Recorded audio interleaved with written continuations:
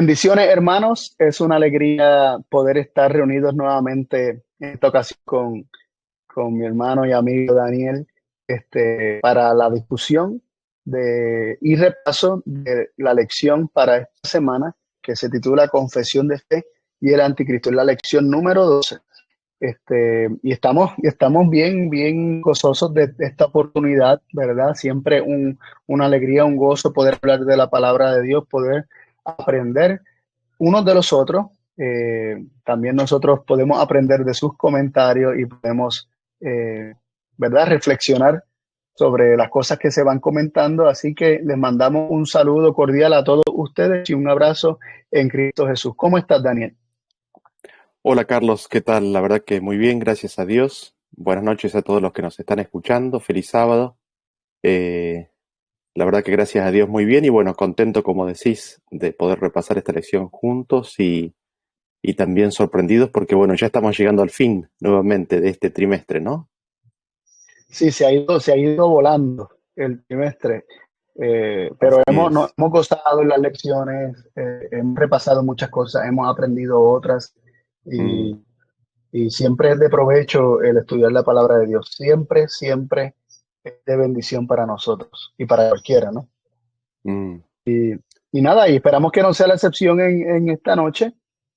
Queremos seguir creciendo en conocimiento y conocimiento de lo más importante, que es conocer al único Dios verdadero y a Jesucristo, a quien Él ha enviado. Y Mm. quisiéramos comenzar al repaso de la lección, no sin antes tener una oración. Así que, Daniel, ¿serías tan amable y tenernos la oración inicial, por favor? Sí, sí, sí, pongámonos en posición reverente. Padre nuestro que estás en los cielos, gracias Señor te damos por tu cuidado, por tu protección, gracias por tus bendiciones y por este sábado que nos has regalado. Señor, te imploramos ahora que tú nos acompañes con tu presencia, con tu Santo Espíritu al abrir tu palabra, para que podamos recibirla, para que podamos atesorarla, para que podamos entender y comprender lo que tú quieres para nosotros en el día de hoy. Gracias, Señor, te damos por esto, en el nombre de Jesús. Amén. Muchas gracias, Daniel. Eh, Como mencionamos, la lección para esta semana se titula Confesión de Fe y el Anticristo. Y quisiéramos comenzar con la primera pregunta. ¿Qué características tienen los santos vencedores? Y los versículos que se nos dan son Apocalipsis 12:17 y 14:12, que dicen así. Entonces el dragón se enfureció contra la mujer y se fue a hacer guerra contra el remanente de la simiente de ella, los cuales guardan los mandamientos de Dios y tienen el testimonio de Jesucristo.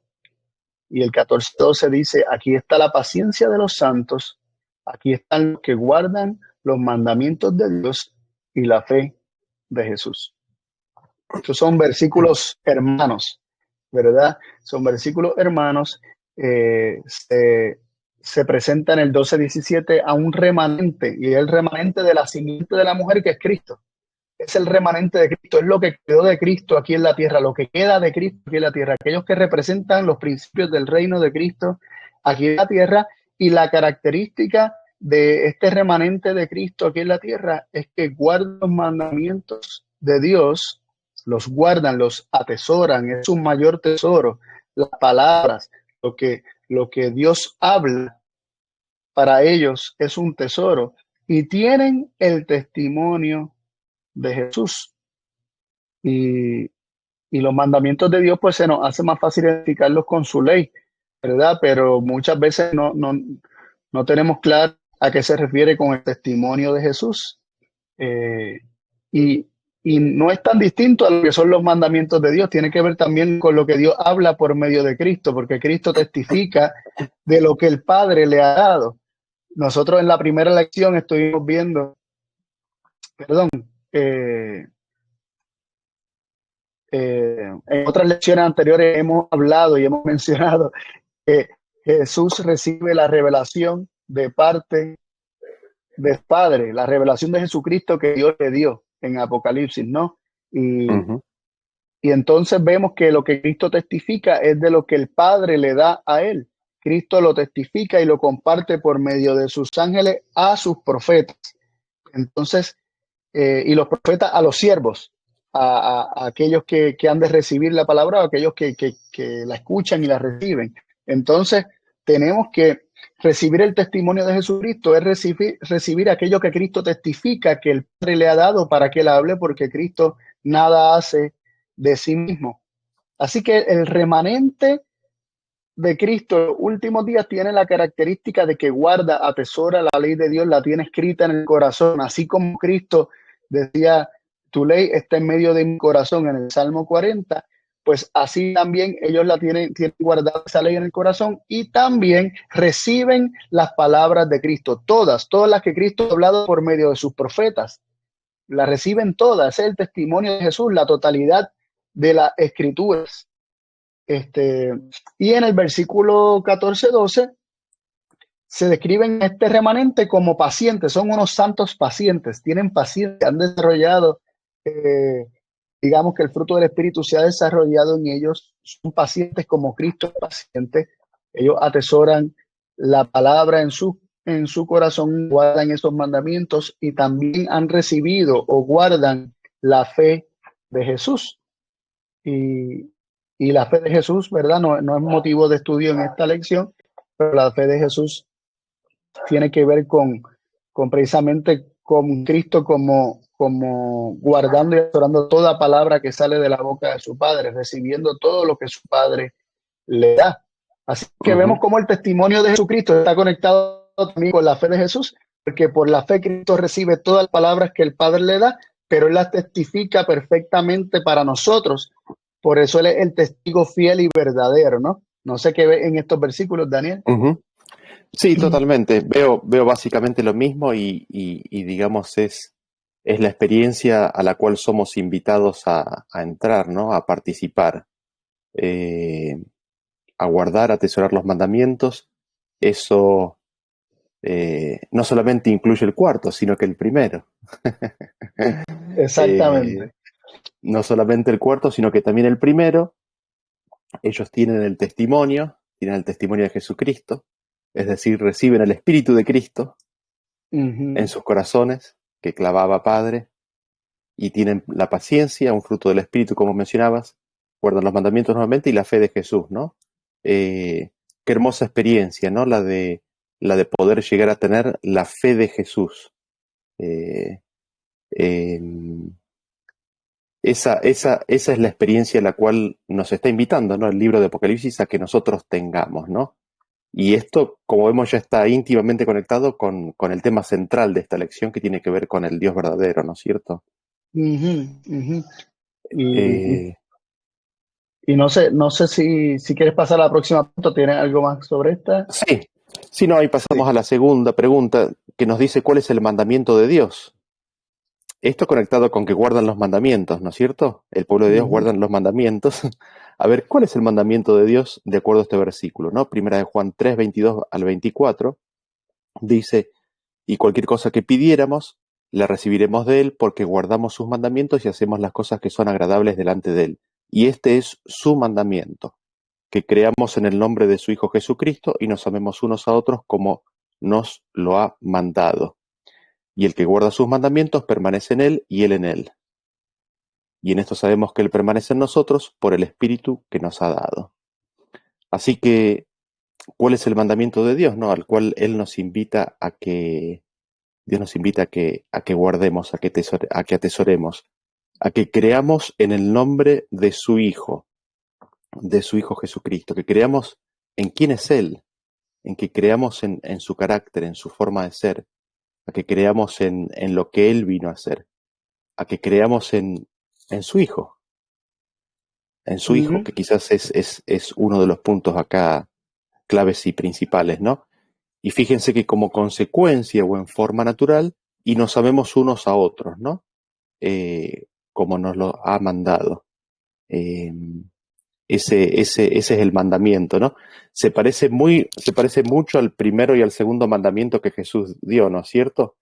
De amar a Dios y amar al prójimo, solo que ahora el Padre nos da un mandamiento que es crean en mi Hijo Jesucristo y ámense unos a otros, ¿no?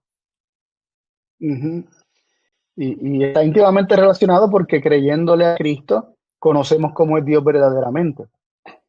Porque Cristo vino a glorificar al Padre, ¿no? Y creyendo que Cristo es la revelación del Padre y que el Padre es tal cual Cristo lo describió y tal cual Cristo lo reveló en este mundo, es como que se cumple el primer mandamiento. El resultado será que le amaremos a Él porque le conoceremos tal como es y Él es amor, ¿no? Entonces, eso se va a extender en el amor hacia el prójimo, que está íntimamente relacionado. También me vino a la mente, Daniel, cuando le dijeron en Juan 6, a Jesús los judíos le dicen, ¿cómo obraremos? ¿Qué haremos para hacer la obra justa de Dios? ¿Cómo obraremos justicia? ¿No? ¿Qué haremos para obrar justamente? Y Jesús le dice, esta es la obra de Dios, que creáis en aquel que le envió. Lo único que Dios desea es que creamos a Jesús, que creamos en las palabras de Jesús, en la vida de Jesús, que creamos que Él es la revelación del Padre. Eso es lo único que debemos que hacer, porque las obras justas vendrán por añadidura al creer y conocer, ¿verdad? Conocer primero y creer en Cristo como quien es, como el unigénito del Padre, lleno de gracia y de verdad. Así que muy interesante cómo el mandamiento de Dios nos apunta a creer en Jesucristo, pero cómo eso se vincula y de ahí se desprende realmente el cumplir con la ley, que es el amor a Dios, el amor al prójimo. Así es, así es. Y esto como descriptor de la experiencia que tiene el pueblo de Dios antes de la segunda venida, ¿no es cierto? De la experiencia que el pueblo de Dios tiene que tener antes de su segunda venida. Vamos a la siguiente cita de Testimonios para la Iglesia, tomo 8, página 280. Dice, Dios es Padre de Cristo, Cristo es el Hijo de Dios, a Cristo ha sido dada una posición exaltada. Ha sido hecho igual al Padre. Todos los consejos de Dios están abiertos para su Hijo. Y esta cita viene a colación de ¿qué? De que creamos en el nombre de su Hijo Jesucristo, ¿no? Perdón. Ahí nos dice que, el ángel de Juan nos dice la relación que existe entre ambos, ¿no? Dios es el Padre de Cristo y Cristo es el Hijo de Dios. Y es en el Hijo de Dios a quien somos invitados nosotros a creer, ¿no? No sé si querés mencionar algo más, Carlos, respecto de esto. Si quieres, pasemos a la próxima. Muy bien, pasamos a la pregunta número 3. Dice sí. ¿Cuál es la creencia fundamental de los santos de la familia de Dios? Aquí hay varios versículos, solamente vamos a estar leyendo 2 pasajes de todo eso, pero ustedes pueden de igual forma estudiar todos.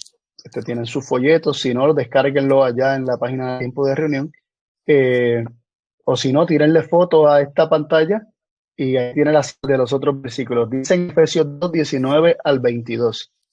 Así que ya no sois extranjeros ni advenedizos, sino conciudadanos de los santos y de la familia de Dios, edificados sobre el fundamento de los apóstoles y profetas, siendo la principal piedra del ángulo Jesucristo mismo, en quien todo el edificio bien coordinado va creciendo para ser un templo santo en el Señor, en quien también vosotros sois juntamente edificados para morada de Dios en el Espíritu.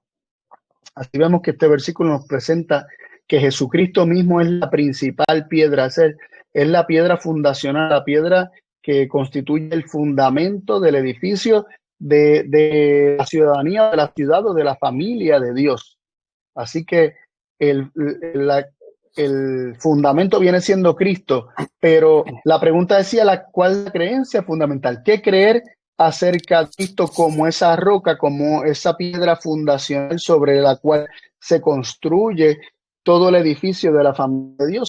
Mateo 16, del 16 al 18, comenta lo que dice Efesios. Dice, y respondiendo Simón Pedro dijo, tú eres el Cristo, el Hijo del Dios viviente. Y respondiendo Jesús le dijo, bienaventurado eres, Simón, hijo de Jonás, porque no te lo reveló carne ni sangre, sino mi Padre que está en el cielo. Y yo también te digo que tú eres Pedro, y sobre esta roca edificaré mi iglesia, y las puertas del infierno no prevalecerán contra ella. Aquí vemos Jesús preguntándole a los discípulos, ¿quién ustedes dicen que yo soy? Después una pregunta de identidad, ¿no? ¿Quién exacto. soy? A ver si ellos sabían cuál era la identidad de Jesús, si ya lo habían entendido, si ya lo habían comprendido, porque porque la gente todavía no lo había comprendido cuando él les pregunta, ¿qué dice la gente que yo soy?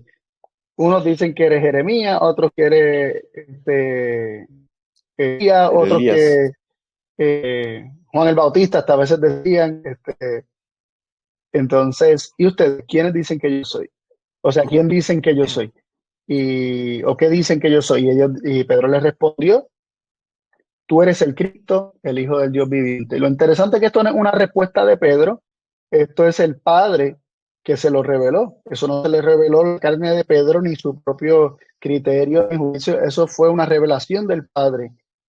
Y Jesús se lo dejó saber. Bienaventurado eres, Simón, hijo de Jonás, porque no te lo reveló carne ni sangre, sino mi Padre que está en el cielo. Así que Dios por medio de Pedro estaba testificando que Jesús es el Cristo, el Hijo del Dios viviente. Esa es la identidad que Dios estaba testificando por medio de Pedro.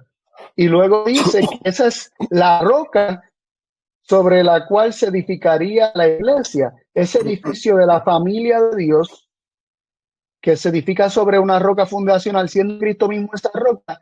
No es cualquier cosa, no es decir simplemente que Jesucristo es el fundamento, es entender que la identidad de Jesucristo es el fundamento y su identidad es que es el ungido, el Cristo, el Mesías, el Hijo del Dios viviente. Ese es el fundamento y la roca sobre la cual se edifica todo el cuerpo, ¿no? Toda la iglesia, todo el edificio se edifica ujú, sobre ese conocimiento. Así que cuán importante es que nosotros entendamos la identidad de Cristo para que nosotros seamos parte de ese edificio también. totalmente, totalmente. Y vos sabés que es interesante lo que mencionaste de que se lo reveló el Padre, ¿no es cierto? Es decir, no es un conocimiento que sale en forma natural de la humanidad. No sale en forma natural de la humanidad el reconocer que Jesús es el Hijo del Dios viviente. Eh, es una revelación de Dios, ¿no? Del Padre. Eh, Pasemos a la siguiente, la pregunta número 4.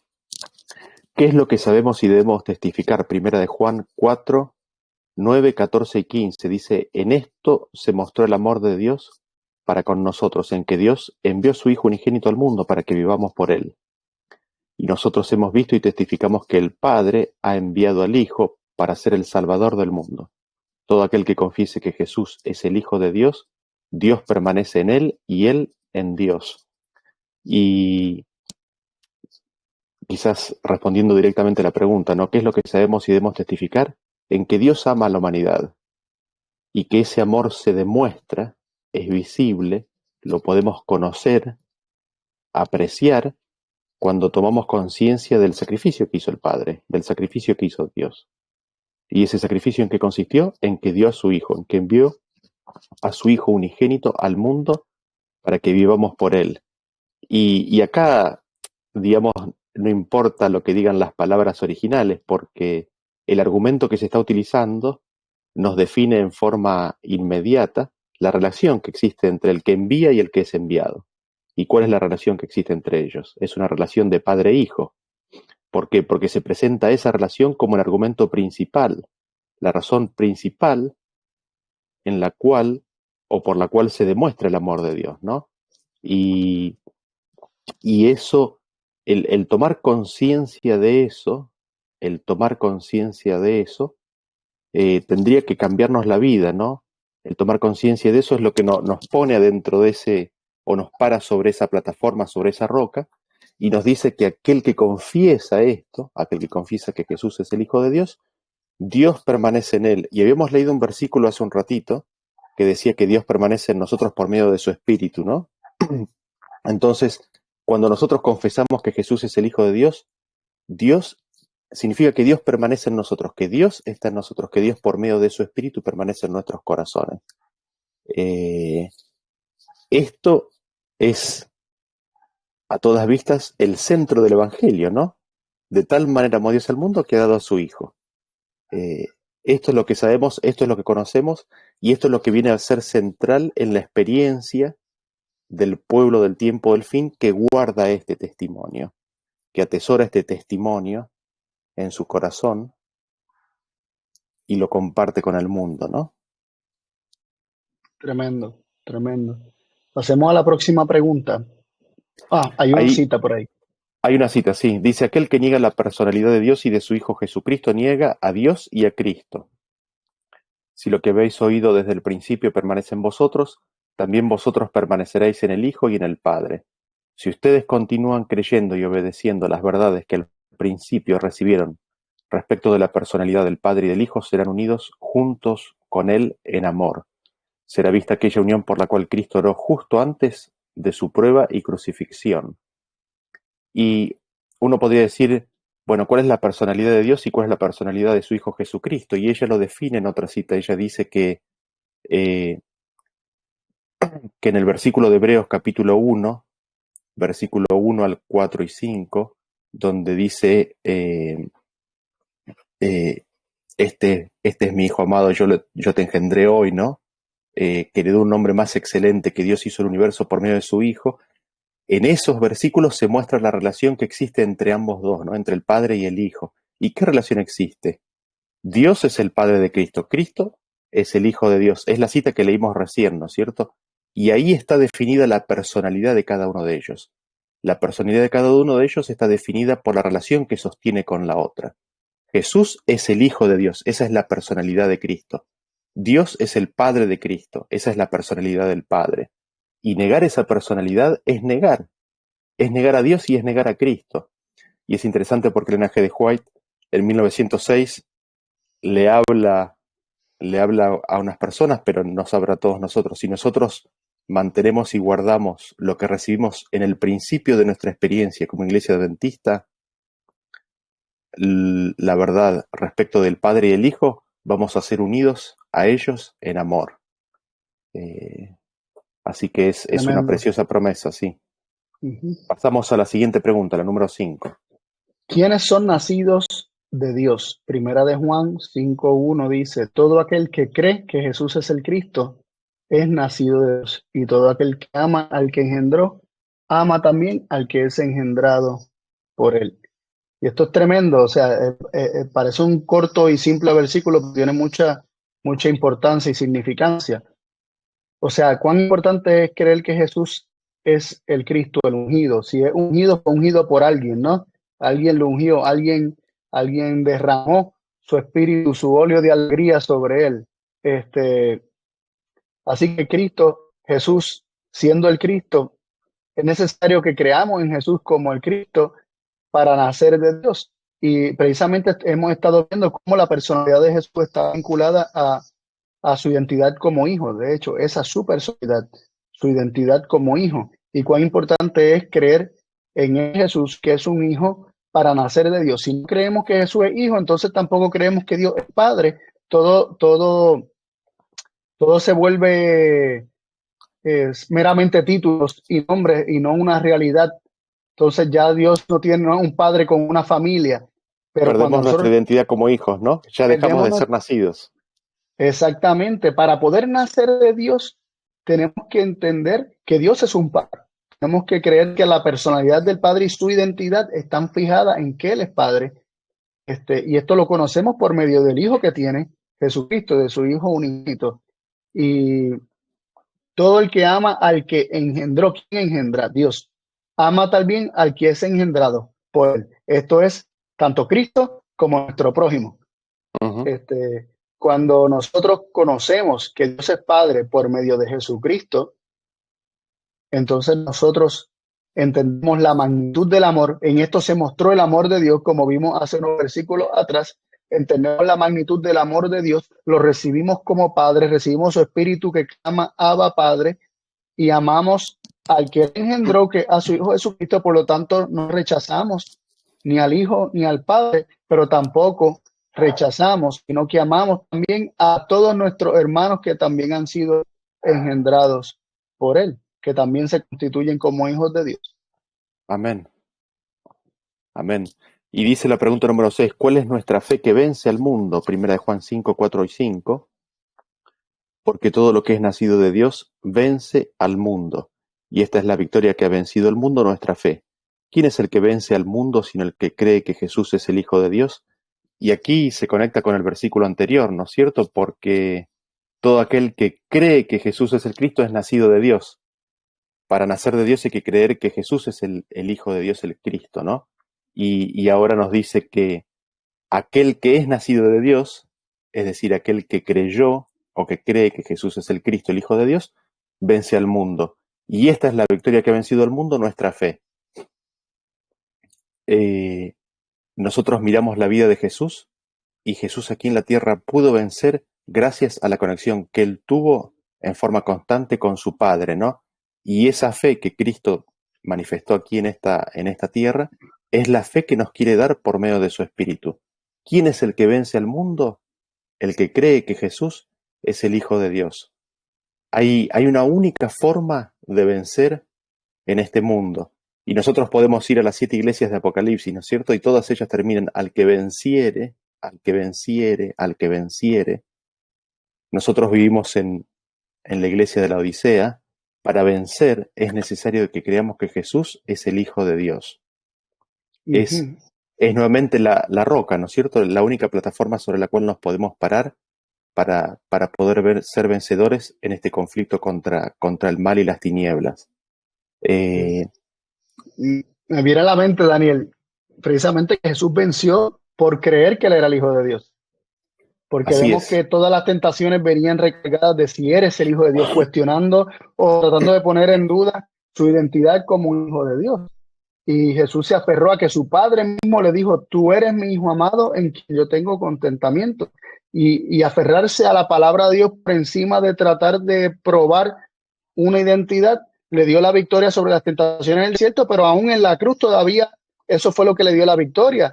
El saberse el Hijo de Dios, el saber a su Padre como que era un Padre amante que lo amaba y que no cambiaba, que en él no había mudanza ni sombra de variación, es lo que le da la fe a Cristo en la cruz, porque aún en la cruz recordamos a los hombres gritándole, si eres el Hijo de Dios, que Que descienda. descienda.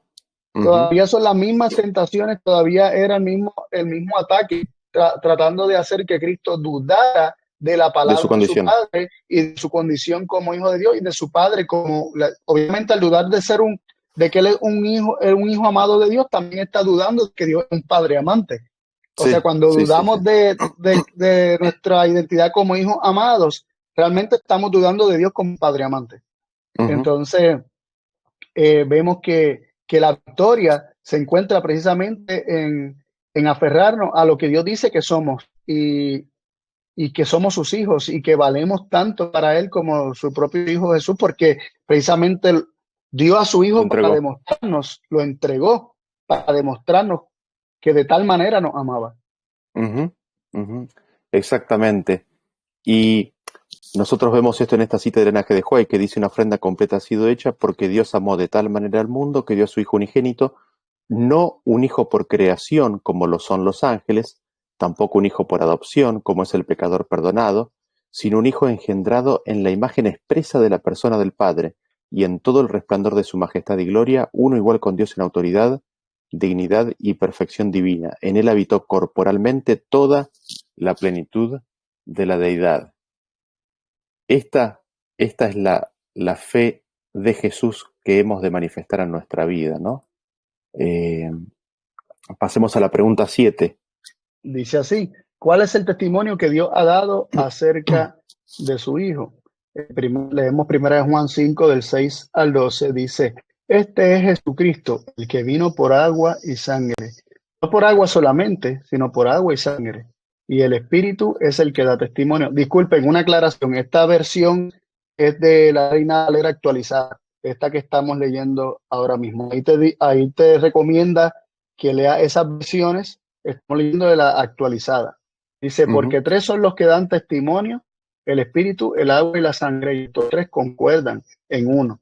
Si recibimos el testimonio de los hombres, el testimonio de Dios es mayor, porque este es el testimonio de Dios, que Él ha dado testimonio acerca de su Hijo. El que cree en el Hijo de Dios tiene el testimonio en sí mismo. El que no cree, a Dios le ha hecho mentiroso, porque no ha creído en el testimonio que Dios ha dado acerca de su Hijo.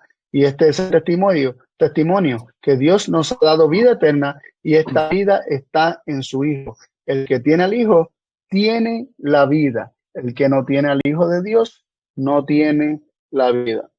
Así que respondiendo a la pregunta, ¿cuál es el testimonio que Dios ha dado acerca de su Hijo? En primera instancia, esto nos remite a las veces que Dios habló audiblemente, que dijo claramente, este es mi Hijo amado, en quien tengo contentamiento, complacencia, alegría, solaz, delicia. Vemos que Cristo es el Hijo amado de Dios y que en ese Hijo amado de Dios se encuentra la vida eterna. Y el versículo responde de esa forma. Este es el testimonio, que Dios nos ha dado vida eterna y esta vida, la vida eterna, está en su Hijo.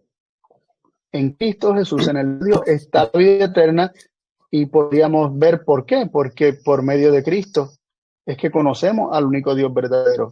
Por medio de Cristo se nos revela la gloria de Dios. Cristo glorifica, revela el nombre del Padre ante los hombres, y los hombres, ahora conociendo a Dios en su Hijo, recibe la vida eterna. Pero cuán importante es conocer que Cristo es el Hijo amado de Dios y que éste lo reveló como un Padre amante, para que entonces podamos recibir esa vida eterna que está en el Hijo, al recibir la vida del Hijo por medio de su Espíritu.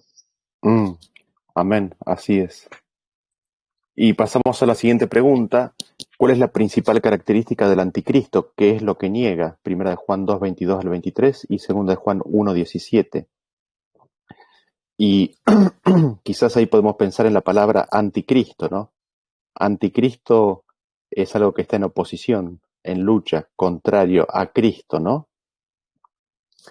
Y ahí en la misma definición que habíamos leído, o el testimonio que Pedro dio por revelación del Padre, tú eres el Cristo, el Hijo del Dios viviente, ¿no? Con lo cual, ¿en qué consiste la lucha del anticristo? Recién lo mencionó Carlos en la tentación, ¿no es cierto? Pero leamos específicamente lo que dicen los versículos estos. Dice, ¿quién es mentiroso sino el que niega que Jesús es el Cristo? Este es anticristo que niega al Padre y al Hijo. Todo aquel que niega al Hijo tampoco tiene al Padre. El que confiesa al Hijo tiene también al Padre. Y segunda de Juan 1:7, porque muchos engañadores han entrado en el mundo, los cuales no confiesan que Jesucristo ha venido en carne. El que el tal hace es engañador y anticristo. Entonces nosotros vemos que, la lucha del anticristo consiste en negar la identidad, la personalidad de Cristo. Y al hacerlo, consiguientemente, niega también la de Dios. Lo vemos eso en la vida de Jesús en todo momento, ¿no es cierto? Desde el momento mismo en que entró en su ministerio, se lo cuestionó en la tentación, se le buscó que dudare respecto de su condición como hijo de Dios. A lo largo de su ministerio se cuestionó su relación con su Padre y finalmente fue crucificado. ¿Por qué? Porque confesó que él era el Hijo del Dios viviente. Esa fue la lucha del anticristo a lo largo de todo el ministerio de Cristo. Y esa es una de las principales características, ¿no? En primer lugar, de que niega al Padre y niega al Hijo, niega la personalidad de cada uno de ellos. Y en segundo lugar, niega que Jesucristo ha venido en carne, de que Cristo es hijo de David, de que Cristo ha tomado la naturaleza con el peso de nuestra herencia, de que Cristo puede morar en nuestros corazones por medio de su Espíritu. Eso es lo que niega el anticristo, esa es la lucha del anticristo. Y cuando nosotros podemos ver eso, podemos ver realmente, digamos, el frente de batalla, ¿no es cierto?, espiritual, porque este es el punto central del conflicto. Exactamente. La lucha del anticristo contra Cristo, ¿no? Uh-huh.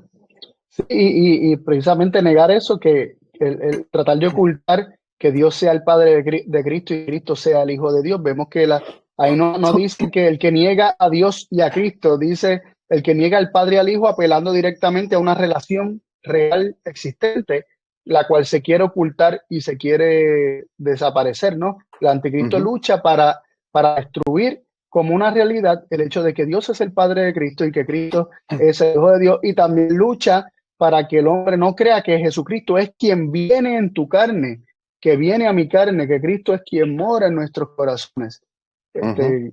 como característica también del anticristo, ¿no? Que quiere negar que Jesucristo, cuando dice que ha venido en carne, literalmente dice es venido en carne en el griego.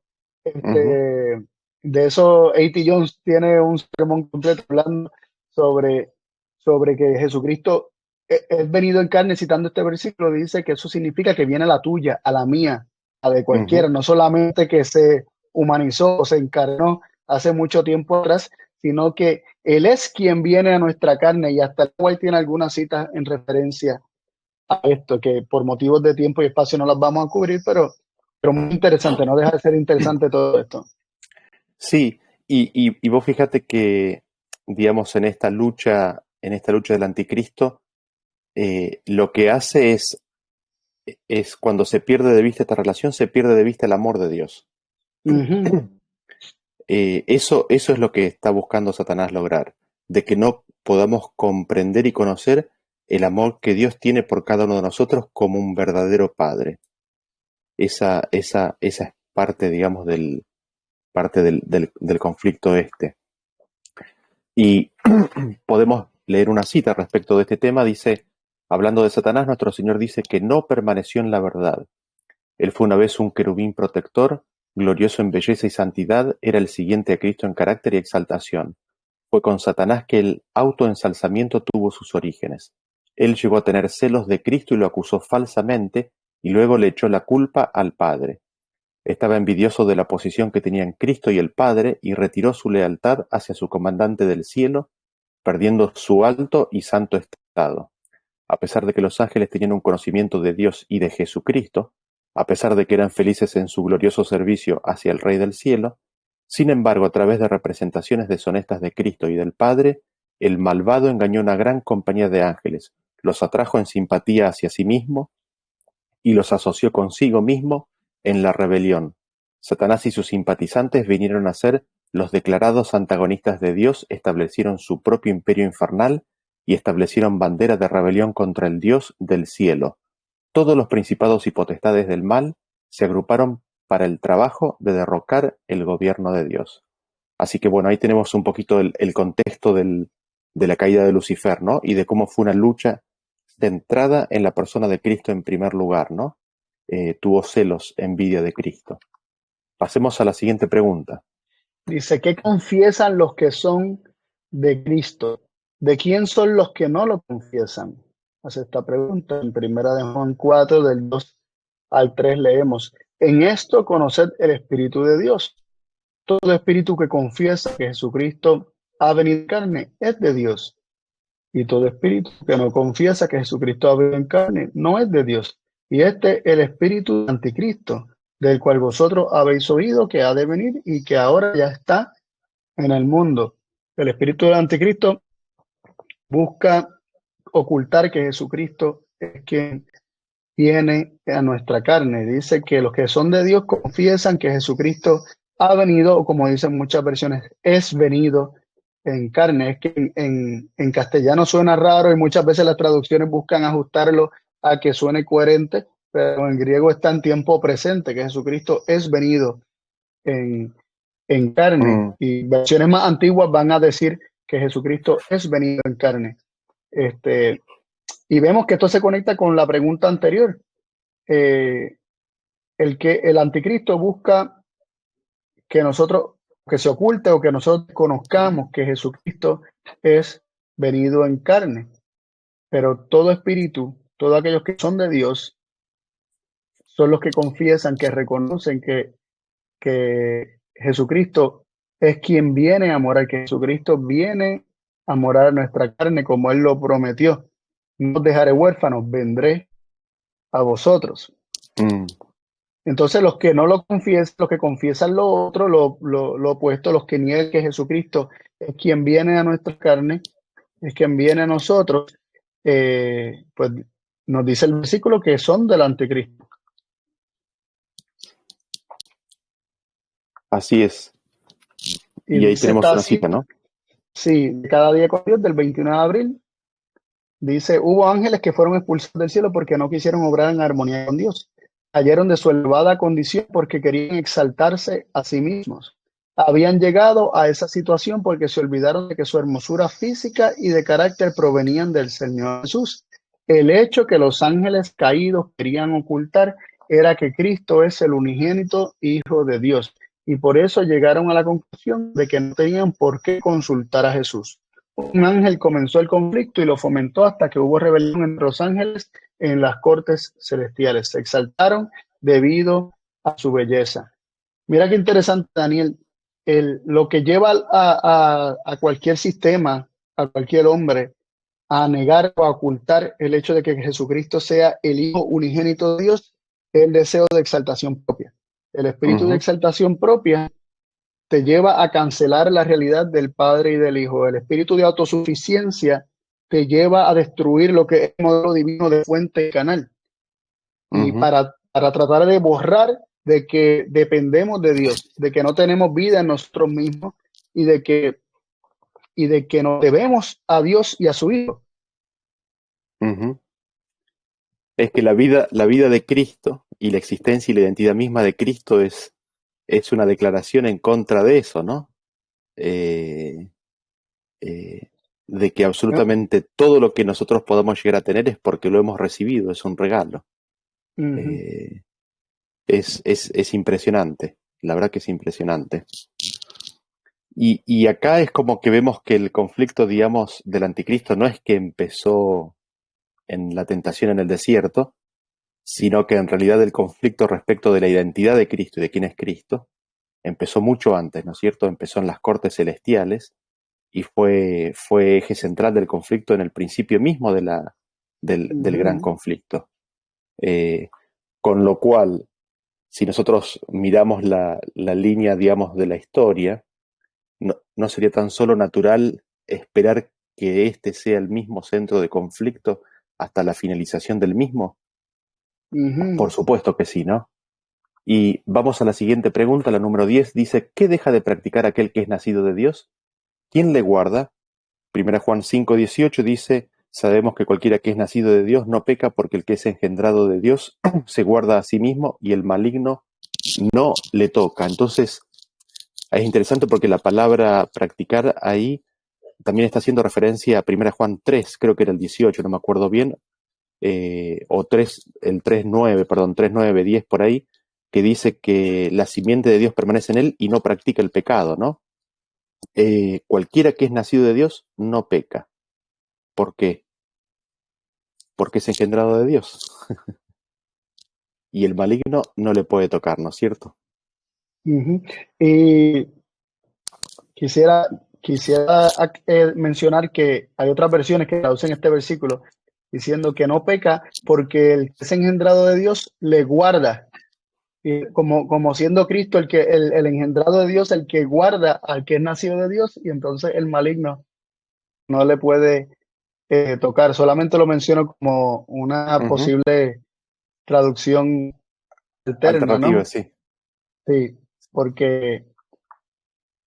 pero como quiera, de todas formas, él se guarda a sí mismo. ¿Cómo nos guardamos a nosotros mismos? Pues naciendo de Dios, o sea, el recibiendo su espíritu, somos guardados, somos escudados, tenemos las herramientas, recibiendo el testimonio que Cristo nos ha dado, recibiendo el testimonio que Dios ha dado acerca de su Hijo. Cuando recibimos todo eso que hemos venido hablando, tanto lo que Cristo reveló del Padre como lo que el Padre testificó de su Hijo, y cuando recibimos a Cristo, recibimos la eterna, no pecamos porque tenemos la vida de Dios morando en nosotros. De esa manera es que nos guardamos. Y el maligno no nos puede tocar porque nada tiene en nosotros, así como nada tuvo en Cristo, porque nosotros solamente está Cristo ahora. Exactamente. Y pasemos a la siguiente cita. Bueno, leemos a continuación la siguiente cita que se encuentra en Hijos e Hijas de Dios, página 299, dice, todo aquel que permanece en él no peca. Dios tiene poder para proteger el alma del que está en Cristo, cuando esa alma cae en tentación. Todo aquel que peca no le ha visto ni le ha conocido. Es decir, todo aquel que es verdadero creyente se santifica por la verdad en vida y carácter. Hijitos, no os engañe ninguno. El que hace justicia, no el que profesa meramente hacerla, es justo, como él también es justo. Cualquiera que es nacido de Dios no hace pecado, porque es nacido de Dios. En esto son manifestados los hijos de Dios y los hijos del diablo. Ahora notad dónde se hace la distinción. Cualquiera que no hace justicia y que no ama a su hermano no es de Dios. Hijitos míos, no amemos de palabra ni de lengua, sino de obra y en verdad. Y ahí termina la cita y es interesante porque dice, notad dónde se hace la distinción, ¿no? Y es interesante porque la distinción está en el amor, ¿no? O sea, la diferencia está en que el que no hace justicia no ama a su hermano. En cambio, el que hace justicia, el que es nacido de Dios, no peca, ¿no? Entonces la distinción está en que el que no hace justicia o el que peca no ama a su hermano. La distinción está en el amor. ¿Y por qué está en el amor? Porque el que no es nacido de Dios no ha recibido no ha sido adoptado en el reino de Dios como hijo de Dios, ¿no es cierto? No ha podido comprender, no ha podido ver el amor de Dios en la entrega de su hijo. Con lo cual aquí vemos una conexión clave entre creer, conocer, aceptar y testificar de que Jesús es el Hijo de Dios, viendo eso, ver el amor de Dios, ser nacido de Dios y como consecuencia no practicar el pecado o dejar de pecar. Hay una conexión directa, ¿no? Que se ve en el amor al prójimo, ¿no? Que se ve en el amor al prójimo, exactamente, que se manifiesta, se da a conocer. Tremendo, tremendo. Pasemos a la próxima Así pregunta. La número 11 dice, ¿quién es Dios? ¿Quién nos da a conocer al Dios verdadero y nos hace permanecer en él? Primera de Juan 5:20 nos dice, y sabemos que el Hijo de Dios ha venido, nos ha dado entendimiento para conocer al que es verdadero. Y estamos en el verdadero, en su Hijo Jesucristo. Este es el verdadero Dios y la vida eterna. Aquí la pregunta de quién es Dios, hemos visto que es el Padre y en otros estudios hemos visto que Cristo identifica al verdadero Dios como su Padre, ¿no? Al Padre siendo el verdadero Dios. Esto lo identifica el mismo Juan en Juan 17:3. Cita palabras de Jesús diciendo que el Padre es el verdadero Dios. También Pablo habla en 1 Corintios 8:6 de que hay un solo Dios, el Padre. Así que vemos que el verdadero Dios es el Padre, ese es el verdadero Dios. Y la vida eterna es Jesucristo en este contexto, porque la vida eterna está en por eso es que dice que Cristo nos ha dado entendimiento para conocer al que es verdadero, no para conocerlo a él, sino que él vino para revelar al Padre. Y el Padre viene siendo el verdadero a quien él vino a dar a conocer. Y luego dice, y estamos en el verdadero, estamos en el Padre cuando estamos en su Hijo Jesucristo. Cuando estamos en Cristo, cuando creemos a Cristo, cuando recibimos el testimonio de Jesucristo, cuando estamos en Cristo y Cristo en nosotros, también estamos en el Padre. Esa es la única forma de permanecer en el Padre y de estar en el Padre, recibiendo a su Hijo Jesucristo, porque el que no tiene al Hijo tampoco tiene al Padre, pero el que tiene al Hijo y recibe al Hijo, entonces recibe al único Dios verdadero, que es el Padre. Este es el Padre, el verdadero Dios, y la vida eterna, que es Jesucristo, en quien mora la vida eterna que nos ha sido dada. Así es. Y justo el libro termina como había empezado, ¿no es cierto? Porque el libro había empezado que esa vida eterna nos fue manifestada y nosotros la pudimos tocar y palpar y ver. Y ahora termina el libro, ¿no? Cerrando con ese concepto, ¿no? Que es en Cristo Jesús como podemos permanecer en Dios, ¿no? Es estando en su Hijo, es como podemos permanecer en Dios, y estando en su Hijo tenemos la vida eterna. Es como que la seguridad de que permanecemos en Dios es recibiendo a Jesucristo, recibiendo sus palabras. La totalidad de Cristo, si la recibimos a Dios y permanecemos en Dios. Así es, exactamente. Dice así esta cita, que es una carta, la carta 66 de 1894, el párrafo 18 dice, si alguno de vosotros tiene falta de sabiduría, pídala a Dios, el que da a todos abundantemente y sin reproche y le será dada. Pero pida con fe, no dudando nada.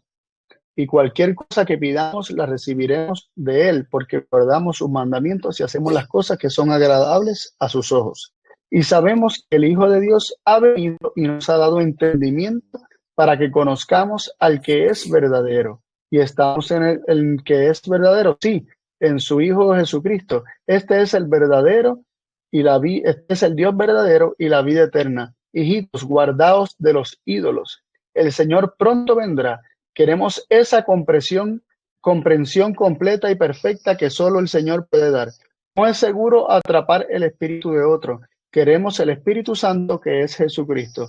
Si tenemos comunión con Dios, tendremos fuerza, gracia y eficiencia. Una cita muy, muy interesante. No se citan estos versículos para luego dar claro, ¿verdad? Instarnos. O establecer, ¿verdad? Instarnos a no recibir el espíritu de otro, Ujú. sino el Espíritu de Cristo, diciendo claramente que queremos el Espíritu Santo, que es Jesucristo, no queremos otro, y se conecta con ser cuidadosos de no atrapar el espíritu de otro. Ujú, ujú. Exactamente, dice la pregunta número 12, reflexionar en 1 Juan 5, 20, 21, de qué forma podemos tener ídolos. Dice, y sabemos que el Hijo de Dios ha venido y nos ha dado entendimiento para conocer al que es verdadero y estamos en el verdadero, en su Hijo Jesucristo.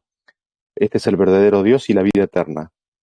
Hijitos guardados de los ídolos, amén. Y evidentemente todo lo que está fuera de este modelo Es un son ídolos, ¿no ídolo. es cierto? Exactamente. Eh, Me parece que tanto en número como en identidad. Concepto, así es, Sí. así es, tanto cuantitativamente como cualitativamente. Digamos, si no estamos en este modelo en lo que numéricamente y en concepto, estamos en realidad teniendo ídolos falsos, ¿no? Y de eso nos advierte el apóstol Juan. Cuidémonos de eso, ¿no? Vamos a la última pregunta, a ver. Dice así, ¿qué tienen los que guardan la verdadera doctrina de Cristo? ¿Qué no deben hacer? Ahí tenemos esas dos preguntas. ¿Qué es lo que tienen los que guardan la verdadera doctrina de Cristo y qué es lo que no deben hacer? Leemos en segunda de Juan 9 al 11. Dice, cualquiera que se revela y no persevera en la doctrina de Cristo no tiene a Dios. El que persevera en la doctrina de Cristo, el tal tiene al Padre y al Hijo. Si alguno viene a vosotros y no trae esta doctrina, no lo recibáis en vuestra casa ni le digáis bienvenido, porque el que le dice bienvenido participa de sus malas obras. Ahí vemos que lo que se tiene es la doctrina de Cristo, lo que Cristo reveló, lo que Cristo enseña. Y el que recibe la palabra de Cristo y su doctrina, el tal tiene al Padre y al Hijo. ¿Qué es lo que no se debe hacer? Dice que no recibamos, según este versículo, no recibamos en nuestra casa al que no trae esta doctrina. ¿Y qué quiere decir esto? Quiere decir esto que no podemos compartir con alguien que no crea exactamente que nosotros debemos recibir en nuestra casa, o hace alusión más bien a, a que se traiga esa enseñanza y esa doctrina a nuestro hogar, a nuestro círculo, ¿verdad? Familiar, por decirlo de Internos. esa interno, y que constantemente, o sea, no sé cómo lo ves, Daniel, no sé qué ves en este versículo. Sí, sí, no, totalmente. O sea, me da la sensación de que, digamos, además de que es una invitación a no traer esas creencias o doctrinas adentro de nuestra casa, a no apoyar a aquel que la hace, digamos. Ujú. Eh, aquel que trae y mantiene esa doctrina, no debemos apoyarlo. Y de hecho, digamos, después los otros dos versículos nos hablan, nos instan a que nos hablan un poco del cómo, ¿no? Dice, no reprendas al anciano, y esto tiene que ver con las personas en autoridad, ¿no? Exhórtale Ujú. como a padre y a los más jóvenes como hermanos. Y después el de predicar la palabra, predicar la verdad en forma constante, ¿no? A tiempo y fuera de tiempo. Con Entonces, paciencia y doctrina, ¿no? así es, con paciencia y con doctrina. Entonces, es como que están todos estos elementos juntos, ¿no? No apoyemos a aquel que lleva esta doctrina, no apoyemos a aquel que no lleva la doctrina del Padre y el Hijo, pero al mismo tiempo, con paciencia y con toda doctrina, no reprendiendo al anciano, sino exhortándolo, instar a todos, ¿no? A seguir al Padre y al Hijo. Así es Sí, como me parece entenderlo, ¿no? sí, sí. Y tenemos el ejemplo de Jesús que también con paciencia trataba de enseñarle aún a los líderes, ¿no? Y tenemos a Jesús encontrándose con ellos, por ejemplo, con un Nicodemo. Tenemos a Jesús hablando constantemente con personas, visitando los hogares de personas eh, como, por ejemplo, Simón el fariseo, o Ujú. Simón el leproso, como también se le conoce. Este, entonces, vemos a Jesús asociándose constantemente con personas que no tienen la doctrina correcta, sin embargo, con paciencia y con doctrina, enseñando a tiempo y afuera de tiempo la verdad acerca de Dios. Ujú. Sin embargo, él mismo dijo que el enemigo no tenía nada en él, o sea, no había nada del enemigo en él. Y yo creo que el proceso de darle bienvenida en tu casa también tiene un significado de ser cuidadosos de no recibir esas doctrinas, ni ser cuidadosos de no albergarlas, de no tenerlas en ti, porque terminan realmente negando al Padre y al Hijo y son doctrinas del anticristo. Ahora me viene a Ujú. la mente también Judas, donde dice que saquemos del fuego a nuestros hermanos, pero dice, pero siendo cuidadosos y no tocando ni siquiera la ropa, ¿verdad? Contaminada, ¿no? Siendo aún cuidadosos de no contaminarnos. Sí, Entonces, yo creo que a eso es que apunta todo esto, ¿no? De predicar, de enseñar, de buscar toda forma de testificar el único Dios verdadero y de Jesucristo a quien Él ha enviado. Sin embargo, ser cuidadosos de no tomar para nosotros y no contaminarnos con la doctrina que estas otras personas traen. sí, sí, sí, sí. Muchas veces se cree que digamos, para poder presentar bien hay que conocer en forma excelente la posición contraria, ¿no? Y a veces uno podría ponerse a estudiar eh, las doctrinas engañosas, ¿no? Y justamente quizás de esto también es una advertencia, ¿no? Lo único que necesitamos conocer es la verdad, es la palabra de Dios y esa en sí misma es suficiente, ¿no? No hay que Eh, adentrarnos en las profundidades de Satanás, como no, dice Apocalipsis. así es, así es. Y es una apelación a eso también, digamos, esta última pregunta y esta última cita, ¿no? Así que, así que bueno, ahí llegamos al final. Gracias, Carlos, por compartir el estudio. La verdad que creo que ha sido de bendición y no me deja de impactar el contemplar, ¿no? Cómo este tema ha sido central en el conflicto a través de todos los tiempos. Y cómo a veces se nos pasa por alto este punto, ¿no es cierto? El tema de la identidad de Dios y de la identidad de Cristo es un tema de carácter central. ¿Por qué? Porque afecta nuestra relación con ellos y con nuestro prójimo y significa la salvación o la perdición, significa eso directamente. Eh, Ujú. Así que bueno, Dios quiera que nos ayude a grabar este tema con fuego en nuestros corazones. Así Sí, que, así mismo. Vamos a tener una oración entonces para terminar, Daniel. Así dale, que vamos a ser reverentes. gracias. Oramos. Padre Dios de amor, te agradecemos por la oportunidad que nos diste de repasar todas estas cosas. Pedimos tu bendición para con nosotros y para con todos nuestros hermanos que nos acompañan en esta hora, que podamos descansar eh, en tu palabra y en el conocimiento de que eres un Padre amante y que nos has dado a tu Hijo unigénito. Gracias por darnos a Jesús, danos su espíritu para vivir como Él aquí en la tierra. Estas cosas agradecemos y pedimos en el nombre de Jesús. Amén. Amén. Bueno, espero que tengan un bendecido sábado. Buenas noches, Carlos. Buenas noches a los que nos han acompañado y Dios te nos bendiga, estamos viendo. Daniel, y Dios bendiga a todos nuestros amigos. Chao, gracias. Bendiciones.